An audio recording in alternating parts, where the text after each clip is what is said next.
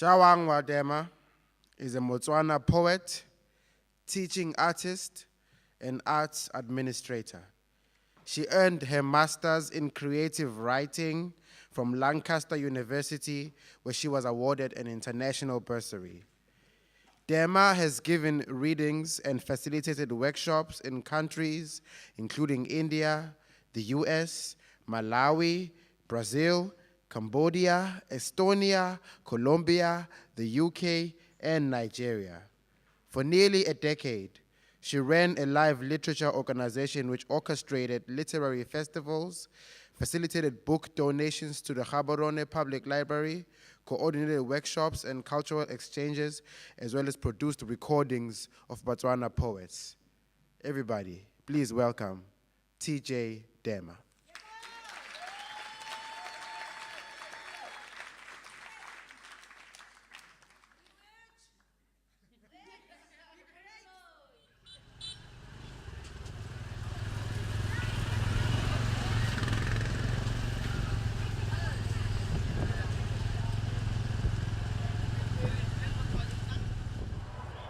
The trouble with poetry is poems are bullshit unless they teach. Poems serve no purpose unless they reach the audience they are written for, the ears they are meant for. See, you could write the perfect love poem, tell us how you teased her till she let you touch her. But if she can't remember you, then sir, I'm afraid your poetry didn't do what it was supposed to. Because I've heard war poems that hid behind fancy syllables and metaphors, quietly comfortable with the thought of coming to blows over why they should fight for anything at all. And once I wrote a hope poem, one of those there's a future type poems, but it never spoke to what few wishes we had left broke. I've even seen live poems that wait till the audience is gone, then begin humming softly as a song, murdering any sense of rhythm they might have had at all. So I'm thinking of crafting an It's Too Late poem. I'll build it up till it sounds like metal bats against tin cans, loud and outrageous. Still, might be too little, too late. Because this generation wants fast poems that can outrace us, outface us, maybe even take us to where we've never been. Quick as sin, a look at me poem that screams out to the world. You can't even speak your mind, yet you still believe that you and we are free from something or someone, anyone. Give me a neon poem, a black, red, white, purple, pink, even lime poem that will teach all other wannabe poems how to grow up and become real type poems. Because poems are bullshit unless they teach, and they serve absolutely no purpose unless they reach someone. Thank you.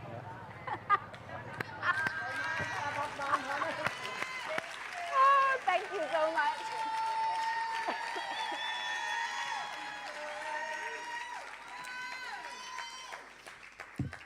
You're too kind. Because something is always trying to kill us. Mutineer. I have been spotted spreading one leg towards the light, so they come for me while I am naked as desert sand. Wet behind ear, I am rain between thighs, I am forest growing everything anew. I am sand slipping away the fullness of youth.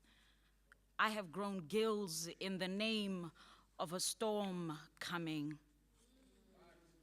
1, 2, Ovaria. Women know that sometimes there is blood, but not death.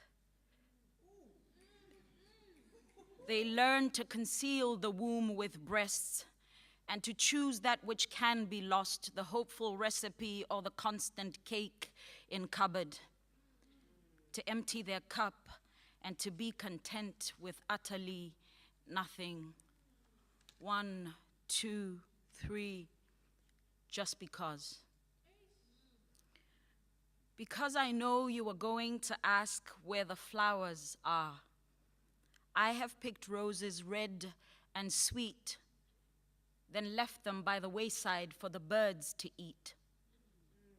Because I know you are going to ask where the sweets are, I have made you halwa with these hands stirred and then spilt what was yours. Because I know you are going to ask where I am, I have long left the place I was to walk slow between the trees where your greedy eye can no longer reach me. Thank you. 1, 2, 4, abscission. I want to be a woman who refuses nothingness, neither broom nor bright-colored bract, perhaps a loom. Instead, I am a woman who harvests what she has never sown. I am a blood-filled rag, the terrible stench of old hope. You say, what good is a dog that cannot obey its master? A whore who can never lie down or stand to be touched, a womb that echoes like an empty room. You say, even the dull mud makes way to let lotus grow. 1, 2, 3, 4, 5. So I'm interested in children's stories and in how the woods or the forest is often a metaphor for the whole world, a landscape on which the narrative, which is often violent, can unfold.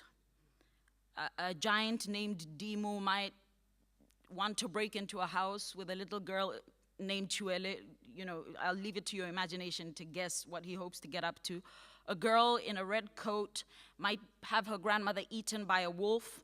2 children might be taken hostage by a witch. Or a girl might lie sleeping for 100 years, only to have some man come along and kiss her while she is unconscious.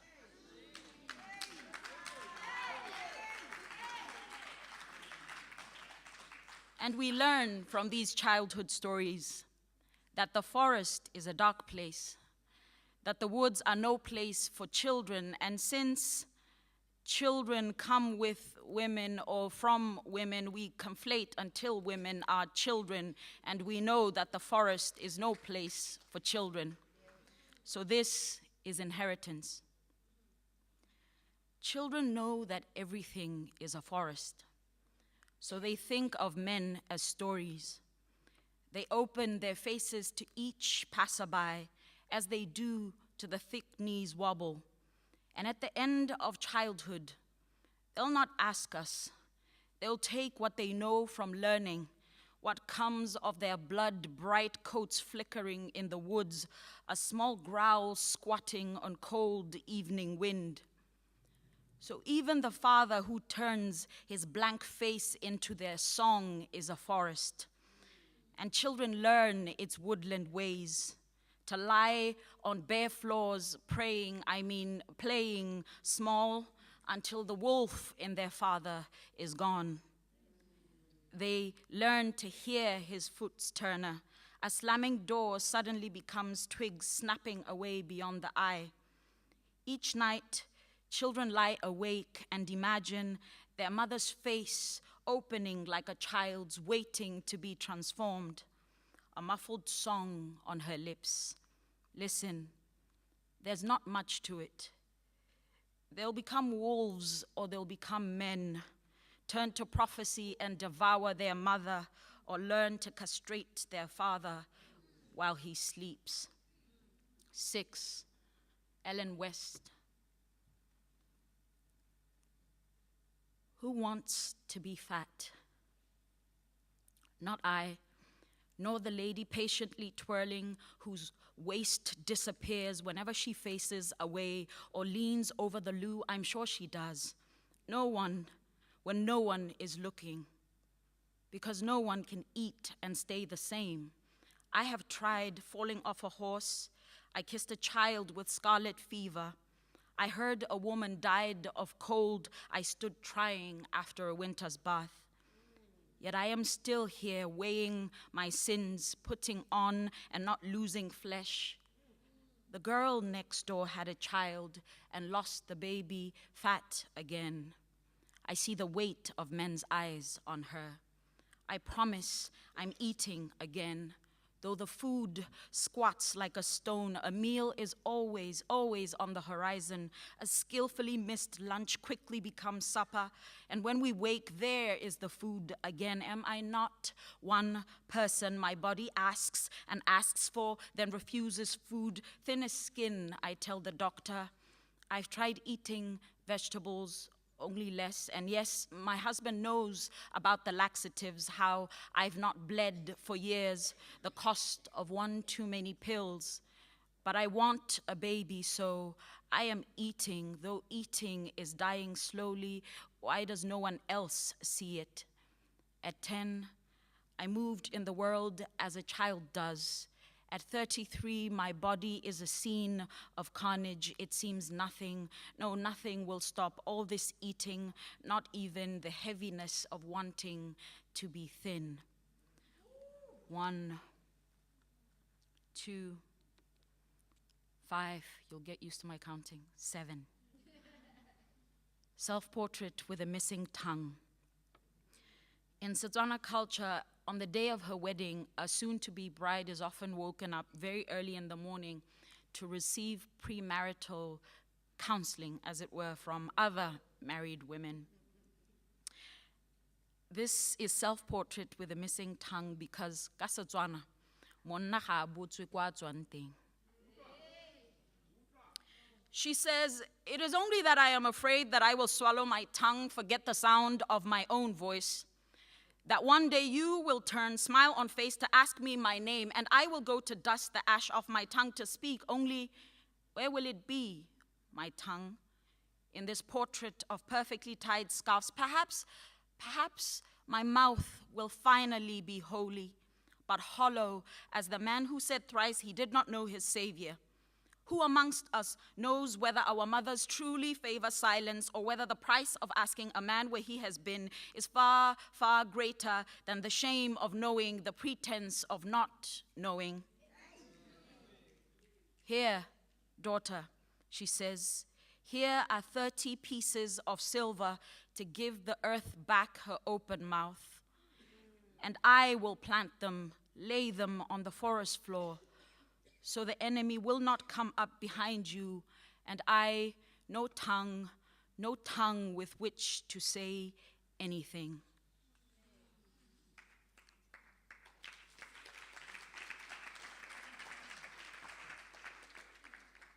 Stole, Chain of Sorrow, 8.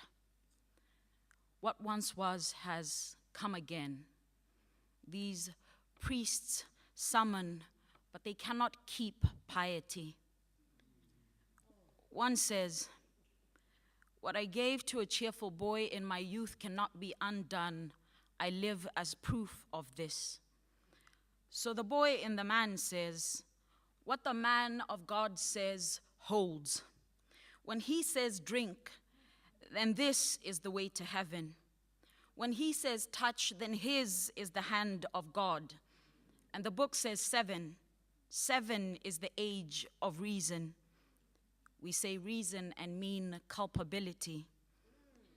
In the churchyard, vestments bright as day, beside the swings where the children play, one man says, say dying was only a game.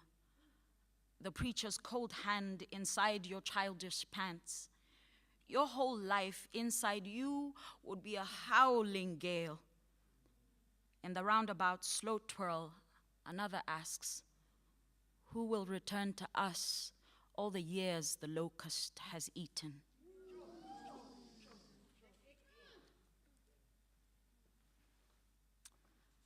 Nine, a sequence within a sequence in the house of mourning. 1, fire. We've practiced enough at grieving. Perhaps fire is right. Let us burn everything and be done with it. 2. Widow. In the distance, a shape she recognizes but cannot name. The threat of it enough to send a bowl of flour flying. A boy of 5 or 6 twirls like a maple seed, making a whirlwind of the falling cloud inside his absent father's house. The dead resurrect in the faces of their young, ants fidgeting in the mind's underbrush. 3. What remains? You hear it when widows wake, a single name trembling in the night air. When you open the door, the look of a lost child wanders across her face. Only the dead are relieved. We are left to recollect and gather what remains in this house of mourning. 4. In the house of mourning, everyone rehearses death at nightfall. The rise and fall of breath taken or withheld, when the hunters return to the table reeking of blood and tales, and one is not amongst them. The one who liked songs is gone, and only the dog barks at nothing, zephyr blowing as it does at another yellow sky, tucking its skirt in for the night. 1, 5, and by way of saying goodnight, 10. This is bread for the birds.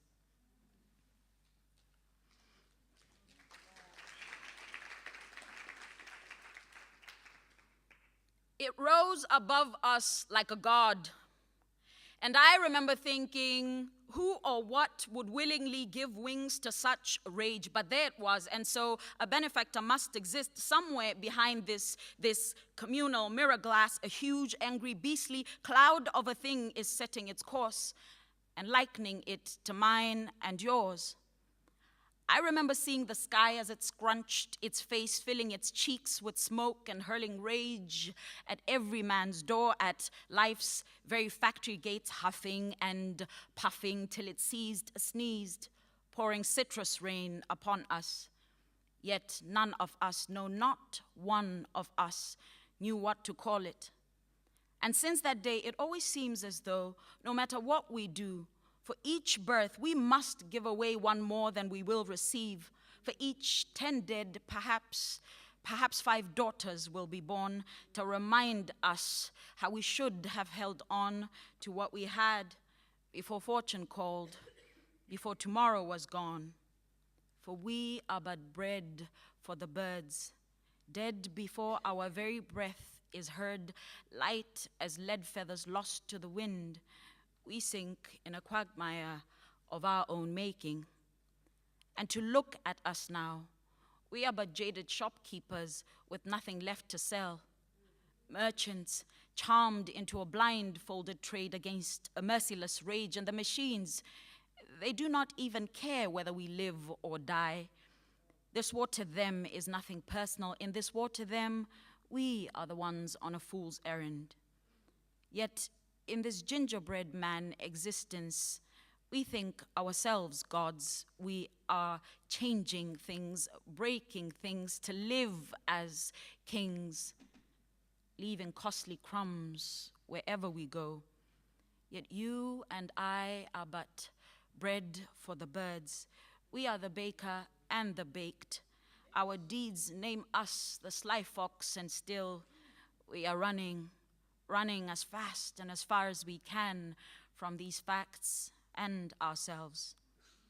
And when our turn upon this wheel is done, our sons, our daughters into this chaos will run, and they will mourn the authors of their demise with a truth as sincere as a lie. While the air turns their gaze putrid with the loss of everything green, they will have become the perfect puppeteer's industrial dream. For we are none of us the light beams we should have become, none of us, it seems, example what we were meant to become. But Durban, I am a guest here, so perhaps I speak too soon, and you are a voice dissident amidst the fury. They will ask you who you think you are to find your own right when everyone else is left behind. Tell them you know your castle is made of sand and air, that you are a thing alone, fragile, breakable, exposed in this roofless fort, and that nameless thing that started it all, it was us. It was us all along. Thank you.